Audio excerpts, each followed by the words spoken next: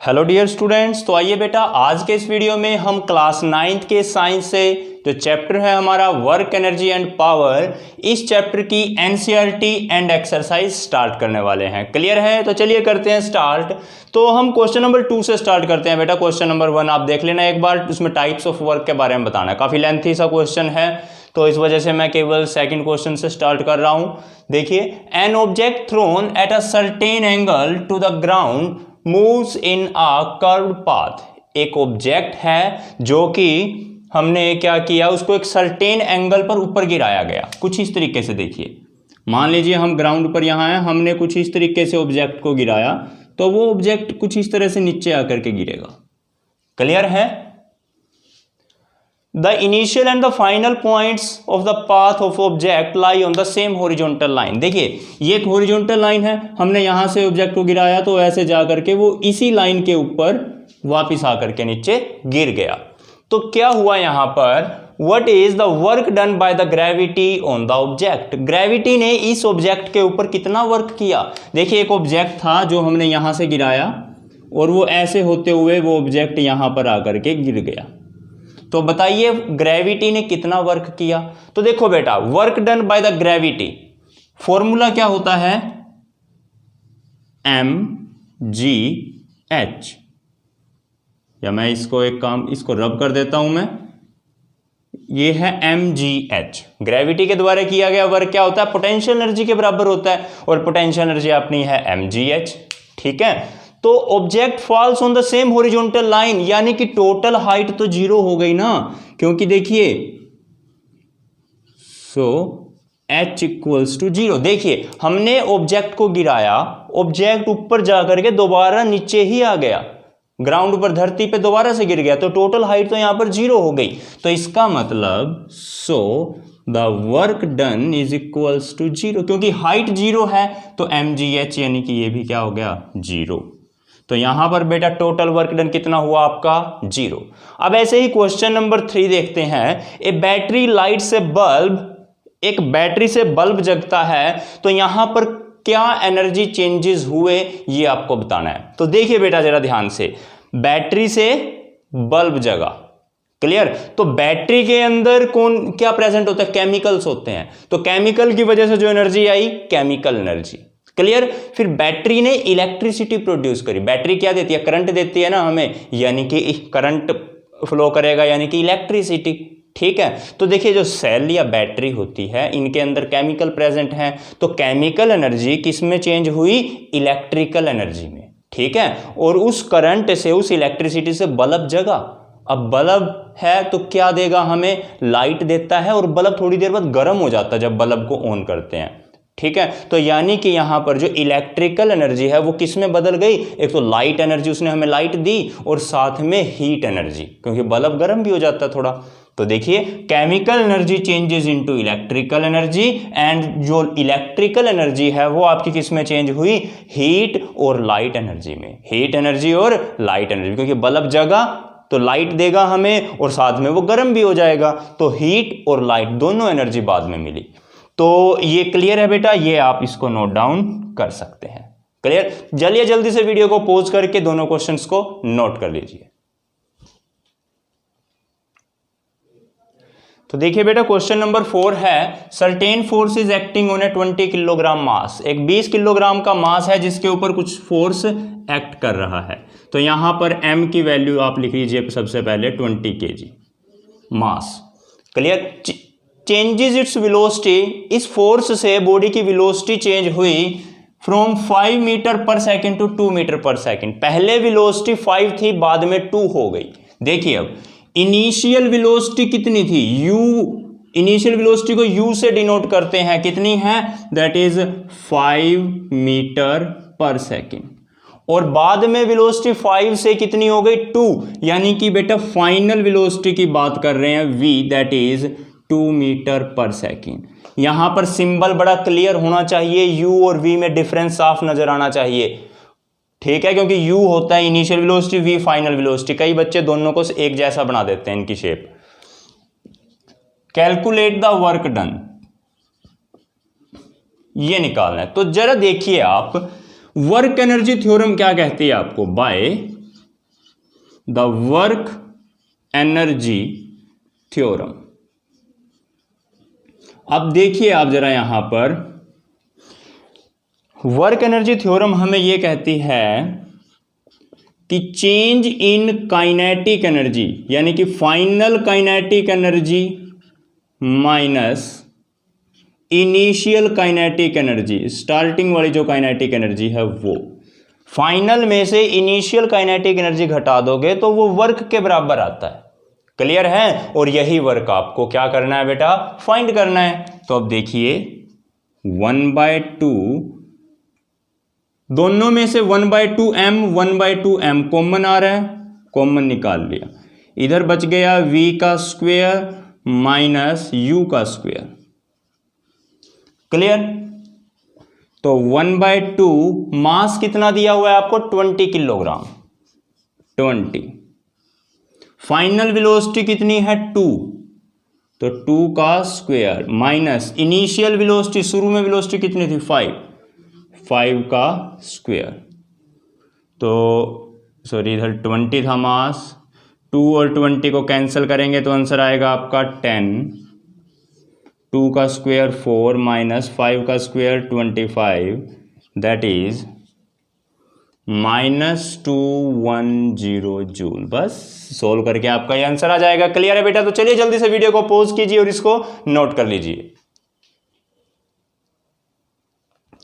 तो बेटा देखते हैं अब क्वेश्चन नंबर 5 हम, a mass of 10 kilogram is at a point A on the table.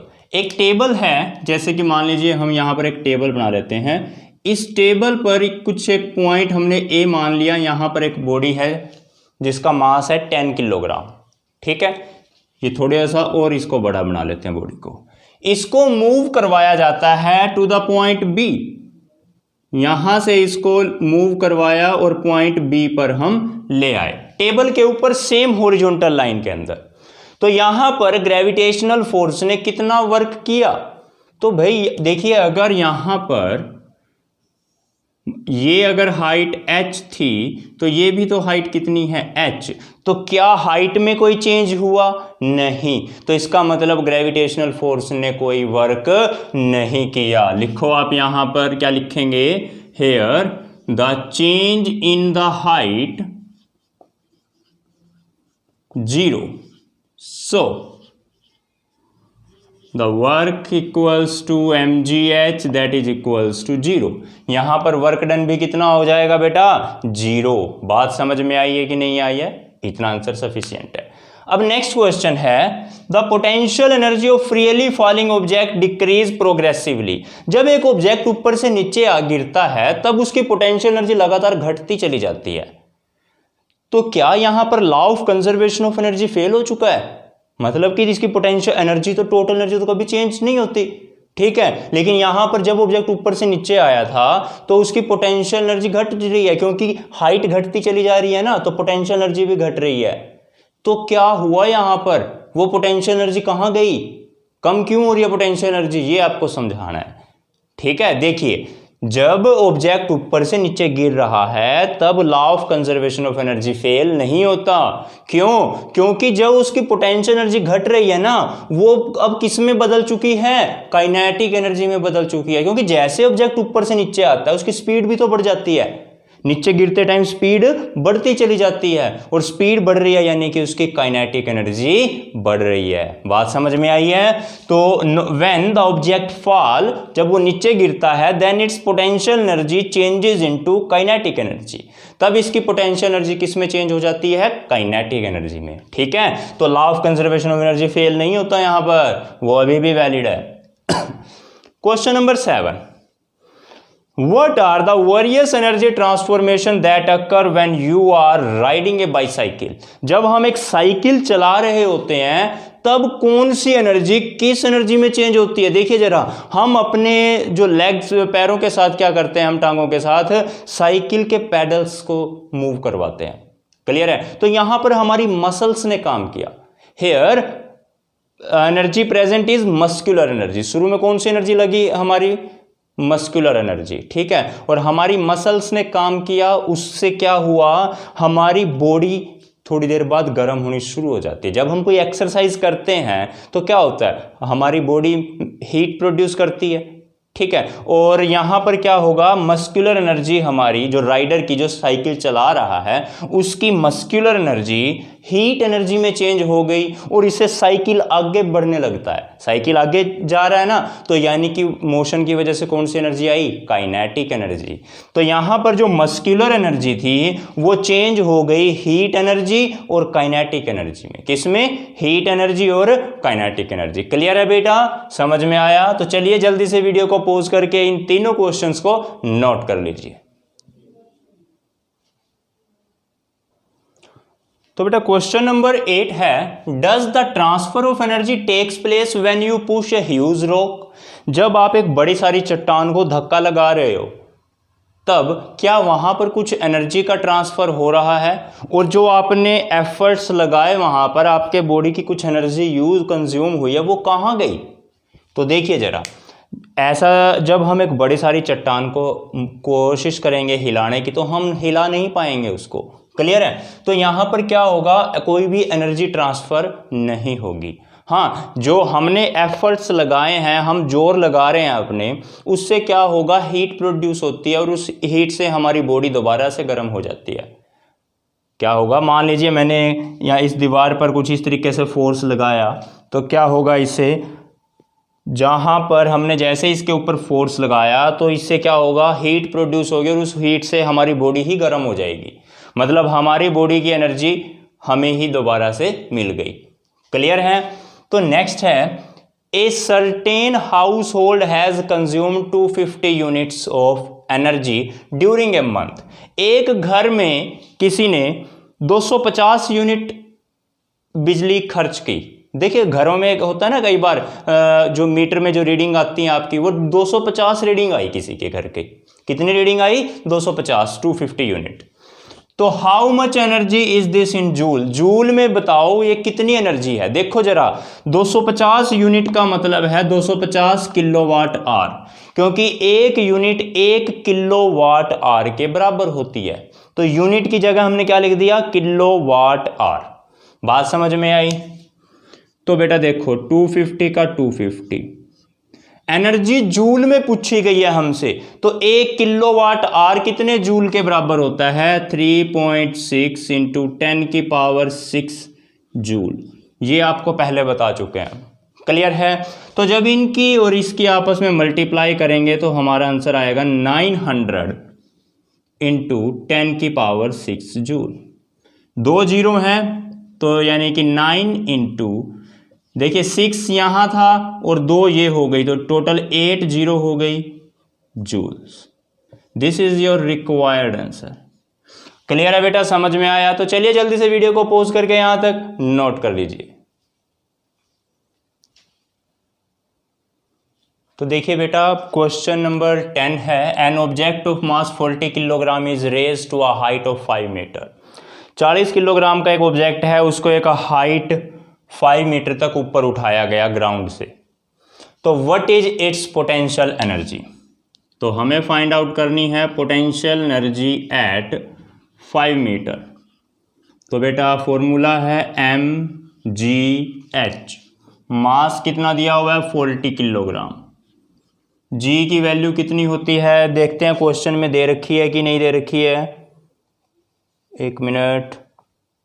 ठीक है बेटा, नहीं दे रखी आपको, तो अगर नहीं गिवन तो जी की वैल्यू 9.8 ही लेके चलेंगे, और हाइट 5 मीटर है तो इसको मल्टीप्लाई करेंगे, आपके पास आंसर आ जाएगा 960 जूल। तो क्लियर है बेटा, आंसर आ गया आपका पोटेंशियल एनर्जी। ठीक है, अब नेक्स्ट आगे कहता है find its kinetic energy when it is a half way down. जब ये अपने आधे रास्ते से, देखिए ऊपर गई 5 मीटर, ठीक है, लेकिन जब ये आधे रास्ता नीचे आ गई 5 में से, देखो ये कुछ ऐसे था, ग्राउंड है,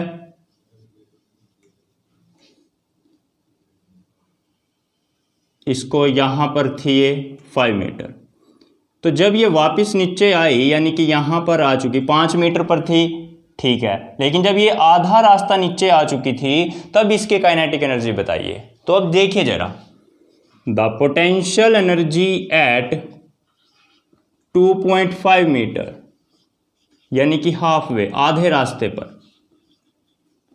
रास्ते पर जब ये ऊपर से नीचे यहां तक आ चुकी, अब इसकी काइनेटिक पोटेंशियल एनर्जी कितनी रह गई होगी, इससे आधी।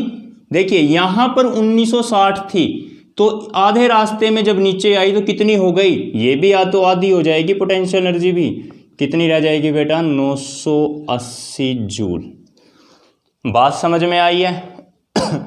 तो यहां पर तो पोटेंशियल एनर्जी इतनी थी और जो यहां पर पोटेंशियल एनर्जी है वो इतनी आई है।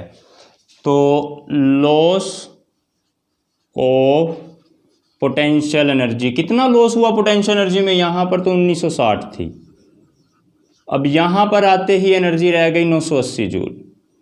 तो 1960 में से 980 घटाएंगे तो आंसर 980 ही आएगा। क्लियर? अब ये जो एनर्जी लॉस हुई है, ये एनर्जी कहाँ गई है, यही तो काइनेटिक एनर्जी में कन्वर्ट हुई है। जैसे ऊपर से नीचे आते हैं, जो पोटेंशियल एनर्जी लॉस्ट हो गई वो किस में कन्वर्ट हो जाती है, काइनेटिक एनर्जी में। तो here the kinetic energy is equals to the lost potential energy, जो कि कितनी है, 980 joule. This is our required answer. Clear है बेटा? चलिए जल्दी से वीडियो को पॉज करके क्वेश्चन नंबर 10 को नोट कर लीजिए। तो देखिए बेटा, अब क्वेश्चन नंबर 11 है, what is the work done by the force of gravity on the satellite moving around the earth. धरती है मान लीजिए, यहां पर इसके चारों ओर एक सैटेलाइट है जो कि ऐसे चक्कर लगा रहा है। क्लियर? तो क्या यहां पर कितना वर्क किया जाएगा by the gravity, gravitational force ने कितना वर्क किया? तो जरा देखिए बेटा, सैटेलाइट धरती के चारों ओर क्यों घूमता है, एक ग्रेविटेशनल फोर्स की वजह से, और ग्रेविटेशनल फोर्स हमेशा सेंटर की तरफ, धरती की तरफ है। तो अर्थ क्या कर रही है, सैटेलाइट को अपनी ओर खींच रही है, यानी कि फोर्स कुछ इस तरफ है। क्लियर? और जो सैटेलाइट है वो सीधा आगे जाना चाह रहा है, यानी कि कुछ ऐसे। क्लियर? तो लेकिन इस फोर्स की वजह से इधर नहीं जा पाता, वो सर्कुलर पाथ गेन कर लेता है। एक्चुअली में तो डिस्प्लेसमेंट की डायरेक्शन ये है, फोर्स की डायरेक्शन ये है, एंगल कितना 90 डिग्री हो गया, इसलिए वर्क डन 0। जब एंगल 90 होता है तो वर्क डन कितना होता है, 0 होता है। थीटा 90 है, इसीलिए वर्क डन भी क्या होगा, 0 होगा। बात समझ में आई है बेटा? Okay. Question number 12, can there be some displacement of the object in the absence of any force. क्या फोर्स की एब्सेंस में कुछ डिस्प्लेसमेंट हो सकती है? बिल्कुल हो सकती है। देखिए कैसे, जब एक ऑब्जेक्ट एक कांस्टेंट वेलोसिटी से मूव कर रहा है, यानी एक फिक्स वेलोसिटी के साथ चल रहा है, तब डिस्प्लेसमेंट तो होगी उसके अंदर कुछ ना कुछ। और क्योंकि वो फिक्स वेलोसिटी से चल रहा है, यानी कि वेलोसिटी में कोई चेंज नहीं है, तो इसका मतलब एक्सेलरेशन कितनी, 0। एक्सेलरेशन कितनी, 0। एक्सेलरेशन का मतलब क्या होता है, चेंज इन वेलोसिटी, जो कि कितना है, 0।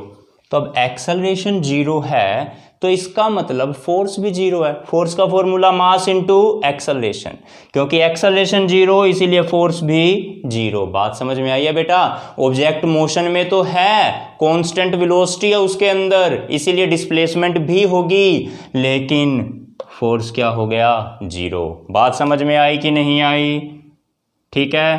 क्वेश्चन नंबर 13 देखिए, a person hold the bundle of a, मतलब एक पर्सन है वो 30 मिनट तक उस सामान को ऐसे ऊपर उठा के रखता है और थक जाता है, मतलब फोर्स तो लग रहा है यहां पर कुछ ना कुछ।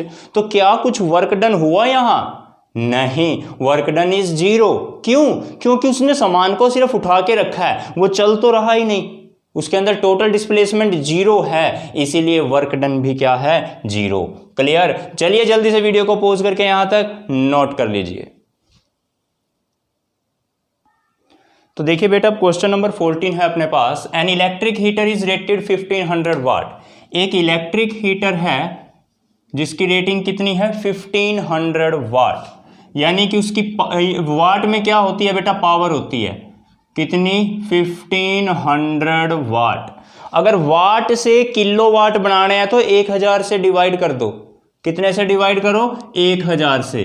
तो 1500 अपॉन 1000, क्लियर है? तो कितना आएगा बेटा? 1.5 किलोवाट। बात समझ में आई कि नहीं आई? How much energy does it consume in the 10 hour? Time दे दिया आपको बेटा 10 आवर। पावर होता है किसके equal? Energy upon time. Power किसके इक्वल है? एनर्जी अपॉन टाइम के। तो यहां पर देखिए एनर्जी का फॉर्मूला क्या हो जाएगा? Power into time. देखो पावर कितनी है? 1.5 किलोवाट। टाइम कितना है? 10 आवर्स। तो टोटल कितनी एनर्जी हुई भाई साहब? That is 15 kilowatt hour. बात समझ में आई कि नहीं आई? अगर आप पावर को वाट में ही रखते तब हमें टाइम को सेकंड में बदलना पड़ता। ठीक है, या तो पावर को आप वाट में ही रखिए, ये मत करिए, फिर आप टाइम को सेकंड में लेके जाइए। और यहां हमने क्या किया? टाइम को आर में ही रखा, पावर को वाट से किलोवाट में बना दिया। बस बात समझ में आई है? पावर एनर्जी बाय टाइम, तो एनर्जी बराबर पावर इंटू टाइम। पावर कितनी? 1.5 किलोवाट, टाइम कितना? 10 आवर। 1.5 की 10 से गुना करोगे तो 15 आएगा। This is your answer. Clear? समझ में आया? तो एनर्जी कंज्यूम कितनी? देखो मतलब कि 1500 वाट का एक जो हीटर है वो 10 घंटे अगर लगातार चलाया जाए तो वो इतनी एनर्जी कंज्यूम करेगा। बात समझ में आई? अब क्वेश्चन 16 देखिए। An object of mass m is moving with a constant velocity v। एक ऑब्जेक्ट है जिसका मास m है, वेलोसिटी उसकी v है।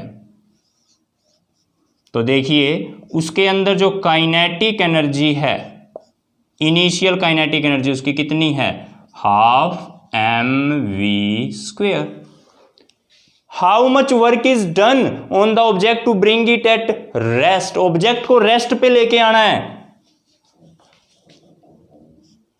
तो यानी कि बेटा जो इसकी फाइनल काइनेटिक एनर्जी है हाफ m, वेलोसिटी कितनी है? 0। तो काइनेटिक एनर्जी फाइनल कितनी आ गई? 0। कह रहे इसके इतनी काइनेटिक एनर्जी से जा रहा है, बाद में उसको रेस्ट पे लेके आना है, रोकना है गाड़ी को, तो हमें ये बताओ कितना वर्क करना पड़ेगा। तो बेटा आपको पता है वर्क किसके बराबर होता है? फाइनल काइनेटिक एनर्जी में से इनिशियल काइनेटिक एनर्जी माइनस कर दो, आंसर आ जाएगा, वो वर्क के बराबर होगा। फाइनल एनर्जी कितनी है? 0 माइनस ये फाइनल थी, इनिशियल ये रही हाफ mu²। तो टोटल सोल्व करके आया -1/2 mu²। क्लियर है बेटा? ये आ चुका आपके पास आंसर। तो चलिए जल्दी से वीडियो को पॉज करके इसको नोट कर लीजिए।